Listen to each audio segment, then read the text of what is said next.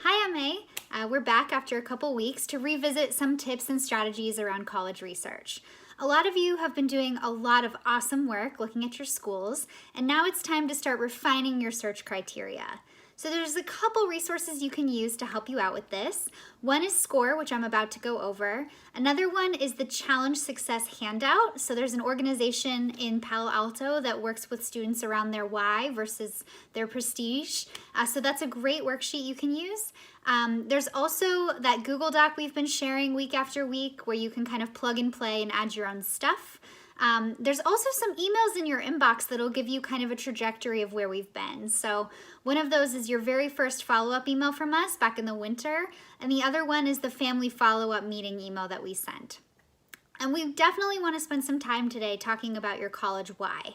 What is it that's compelling you to do this search in the first place? And once we figure out the why, we can get to the how and the what. So now it's time to go back to my college research worksheet. And here I can see that I've added some hyperlinks, which is super helpful because I don't have to remember where exactly I got the information. And this is also helpful so that you don't feel like you have to cram everything in all at once. So if I go back, I can see that I took some notes that are very useful, right? I got some good information about pre-med track advisors at one school. Others I might need to come back to because I made some notes. It's also good to check your sources if you have an impression but can't exactly remember where you got it. So in this case, Miami of Ohio, I wrote that I was feeling not so great about the dorms, but I can't remember exactly why. So now I'm going to go back to niche, and I'm going to see that there are 3,055 reviews. If there were only 30 or 40 reviews, I probably wouldn't take this as much at face value. So now I'm going to go ahead and search housing. And I'm going to see that there's actually a good sample size here, that 140 students think it's average. And if I scan these reviews, I think I kind of can see that there's some merit to this comment, even though it's a little old, that the dorm depends on kind of luck. It's a toss-up. So maybe I'll go ahead and add that hyperlink right here. So I would just do insert, link, and add that. I also think it's a good thing once I've gotten through all of my sources and maybe weeded out the ones that aren't as useful to go and see if I've changed my criteria. So for instance, my activities section used to say, what are the activities available? But as I was starting to look at just these 4 schools, I found myself pinning traditions a little bit more often. And I found myself getting excited about certain clubs. And I also found some other commentary about student life. So I actually went back and changed my criteria to the things I value specifically because they're becoming increasingly important. I also might start to pay attention to things that feel less important. So for instance, I wasn't having as much fun Googling things that give me senses of life outside the campus. Because I seem to be skewing more towards student activities and traditions, I think I'm actually looking for more of an internal sustained community versus something I would have to leave campus to find. So even though I have these notes here, I think I'm going to maybe change my criteria here. Whoops. To prioritizing on-campus experience. And I might even change the location piece a little bit. Maybe the only reason I care about location anymore is weather, right? I want to be outside playing my guitar under a tree. I don't necessarily care beyond just if it's safe to be outside. And then here, I don't actually need any sources under miscellaneous. This is really the opinion section if I'm really wanting to give my gut impression. Another strategy here is also to make comments. So here I found that I actually don't know too much about what an experiential learning curriculum looks like. So I commented and assigned this to my counselor, Erin. I also might make some comments here just for myself so I can remember how I was feeling when I was doing the research. The tough thing is not getting caught too much in the weeds and being able to discern what's an opinion versus what's a fact. And then down here, I might start to come up with some new questions. So for Washington and Lee, I might wonder, is it entitled? Because that's something that concerns me that I saw on niche. Now, before I rule it out, because it still seems like I haven't done enough research, I might find a gentle way to ask that question in an info session. And I'll start by writing those questions down here. So now we're back on SCOIR and we're looking at the following college list. So I can see that I'm still following some of those schools that I've researched, and I'm also following some that I still need to research. So a great thing to do at this stage is to really get a sense of the patterns and the buckets on my list. So I can see based on what I've researched so far that I am interested in smaller colleges with a liberal arts oriented curriculum. And I'm still following a lot of them that are close to cities, but I'm also following a few that maybe aren't. So I'm keeping my mind open to those.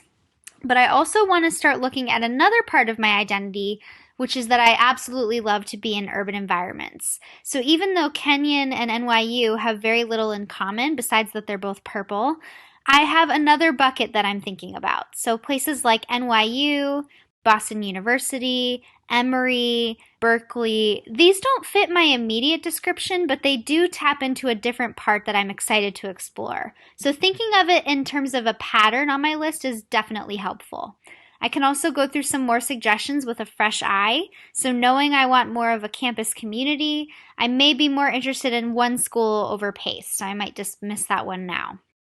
Now, once I've gotten a feel for my list, I want to definitely go back and look at my junior survey. So you can do this by going to the corner of your screen on SCOIR and clicking on Surveys, and you'll see your junior questionnaire right here.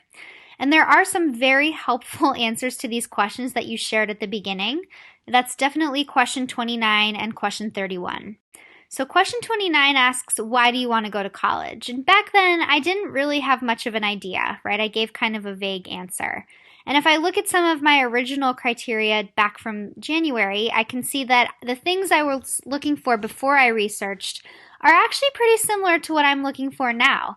It's just that now I think I'm ready to go back and maybe flesh out my why a little bit more. All right, so if you can't remember your why, or maybe you don't like the version that's in your survey, I would definitely recommend taking some time to write out a new why now that you've had some more time to think about your priorities. So maybe your original why was a little bit more generic, maybe not as applied to other places, but if we look at this second example here, we can see that you're going in a little bit more of a new direction as to what your must-haves really are. So once we've got a good core foundation of your why, we can go back to the how and the what. And those are the criteria. And believe it or not, we've actually sent you the criteria you've given us. If you go back to your very first email, that's called Junior Follow-Up Meeting, or some variation of that from the three of us. And you can see highlighted here, that's where you'll find your original criteria. So sometimes it's nice to go back and see where you were and see if anything's changed. Maybe you don't want to pursue recruiting anymore. Maybe you did change your mind and you're looking for more of an urban environment than you thought.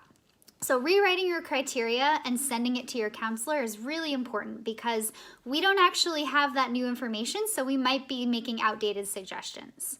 So once we've got that locked down, I would definitely recommend going to the Challenge Success worksheet I mentioned for one very good purpose. Look at all of that criteria. There's a lot more that maybe you hadn't considered that really should be factors for you, right? Things like grad school placement rates, or even this metric called endowment per student is actually a much better indicator of quality versus selectivity criteria, or namely the admissions rate, right? Erin talks about that a little bit this week. So once we've got the criteria down, it's good to think about must have, nice to have, and no thank you. So you can use the Challenge Success worksheet for that, or you can go back to SCOIR and actually label it in those three categories. So doing this practice will start to help you suss out what you need and what you don't need.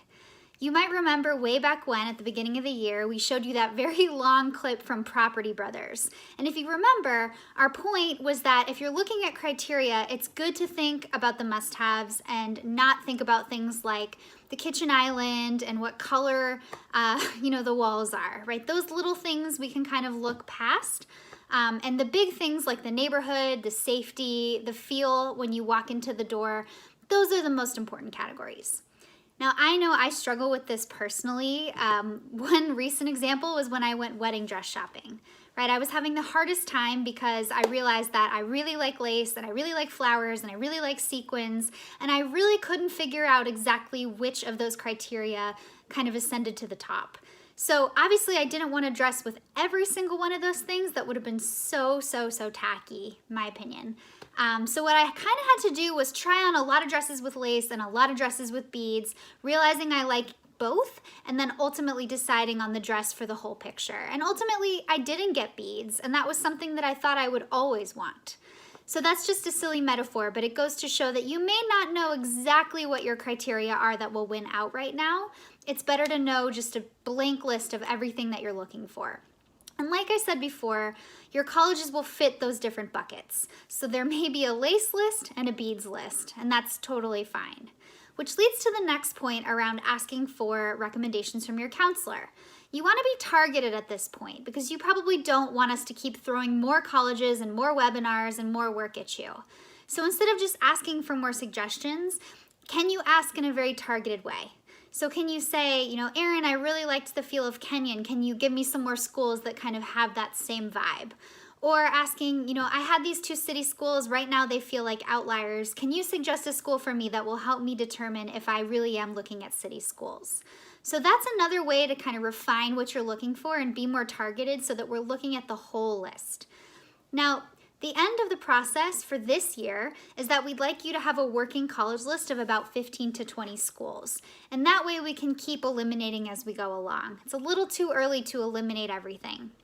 But through that weeding out process, we can start to be choosy and think about selectivity as a criterion.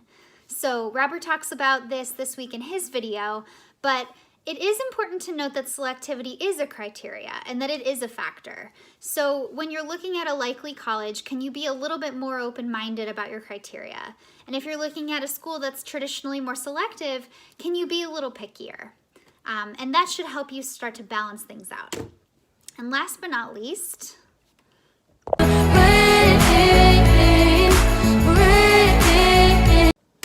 proof that it's okay just to do a pajama dance party up on your balcony instead of stressing out about college.